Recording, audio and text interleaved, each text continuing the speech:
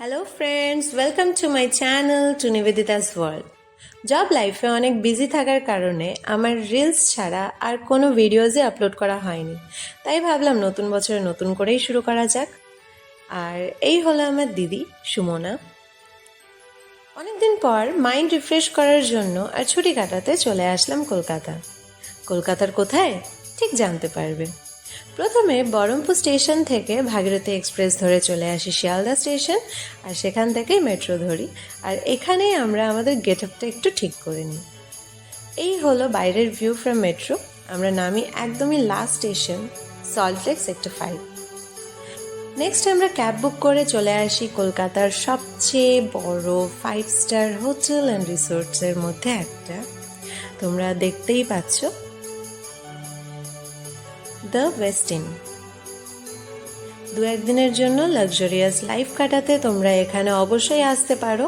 আমার তো খুবই পছন্দের একটা রিসোর্ট।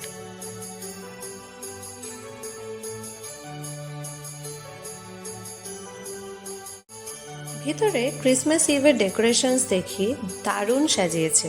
ক্রিসমাস ট্রি এর নিচে অনেক গিফট রাখা ছিল, মনে হচ্ছিল একটা নিয়েই নিই, কিন্তু অবভিয়াসলি নেওয়া তো যাবেই না। তাই দিদি বলল, আয় তোকে একটা ছবি তুলে দিই। আর আমি ওয়েট না করেই পোজ দিয়ে দিই।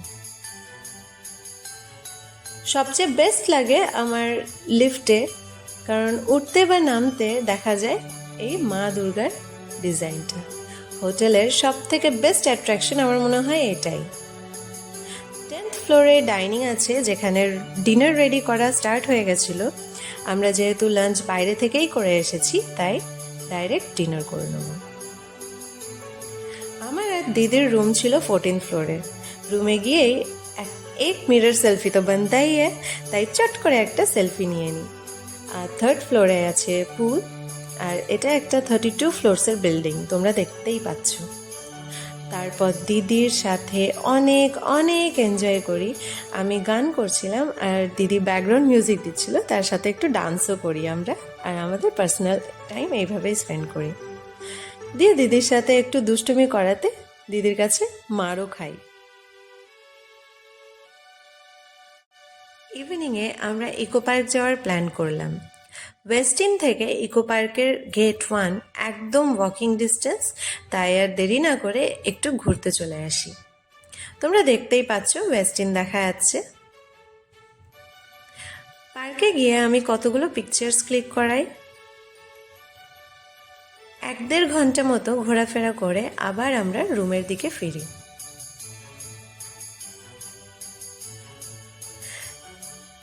ইভিনিংয়ে ওখানে হাঁটতে অনেক ভালোই লাগছিল। এর আগেও আমার ওয়েস্টিনে 2-3 বার আসা হয়েছে, কিন্তু রাতে এভাবে এন্টার করাটা আমার কাছে একদমই নিউ এক্সপিরিয়েন্স ছিল। বিল্ডিংটা এত ভালো লাগছিল না রাত্রে, মানে বলে বোঝানো যাবে না।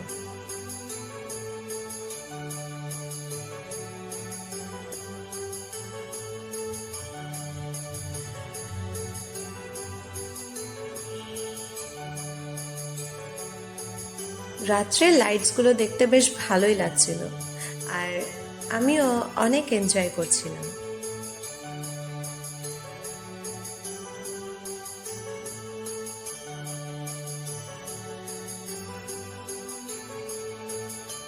দেন দাদা আর ভাইদের রুমে গিয়ে আমি কলকাতা শহরের নাইট ভিউ দেখে অনেক এনজয় করি।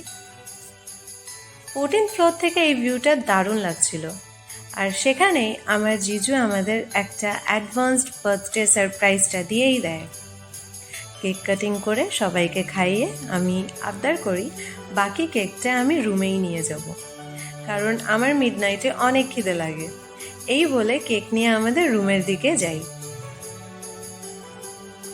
তার মাঝেই একটু চেক করি যে ডিনার রেডি হয়েছে কিনা।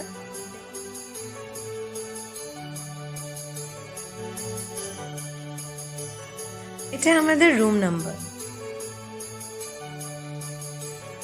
রুমে ঢুকে লাইট অন করতেই আমি একটু ঢং করে পোজ দিই, তাও মিরর পোজ। কেকটা টেবিলে রাখতেই কেকের এক্সাইটমেন্টে অনেক খুশি হয়ে ঘুরতে লাগি। তারপর ডিনারের টাইম হওয়ায় আমরা ডাইনিংয়ে যাই ডিনার করতে। সেখানে খাওয়ার অ্যারেঞ্জমেন্ট হচ্ছে বাফে সিস্টেম।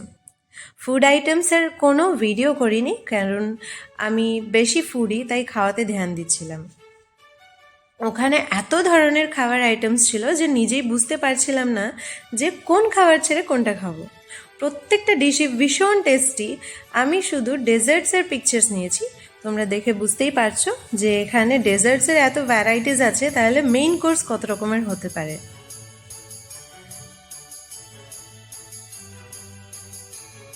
নেক্সট ডে সকাল হতেই আমরা ব্রেকফাস্ট সেরে পুলে যাই। রোদের ভালোই তাপ ছিল, তাই দেরি না করে পুলে নেমে পড়ি, কিন্তু জল ভালোই ঠান্ডা থাকায় আর বেশিক্ষণ থাকিনি।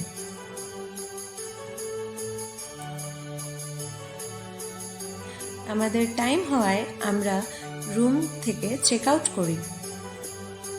এই 2 দিন আমার তো এভাবেই টাইম স্পেন্ড করে মাইন্ড অনেক রিল্যাক্স হয়ে গেছে।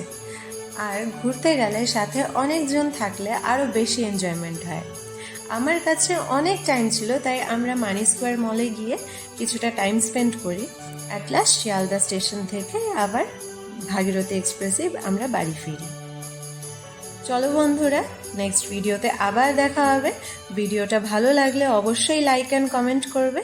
আর যারা আমার ভিডিও ফার্স্ট টাইম দেখছো, তোমরা অবশ্যই সাবস্ক্রাইব করবে। সবাই ভালো থেকো এবং সুস্থ থেকো, অ্যান্ড হ্যাপি নিউ ইয়ার।